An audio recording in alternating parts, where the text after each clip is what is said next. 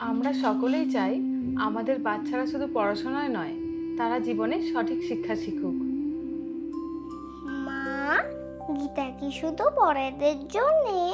না সোনা, গীতা আমাদের ভয় কাটাতে, রাগ কমাতে, বন্ধুদের ভালোবাসতে এবং নিজের কাজ সঠিকভাবে করতে কাজে লাগে।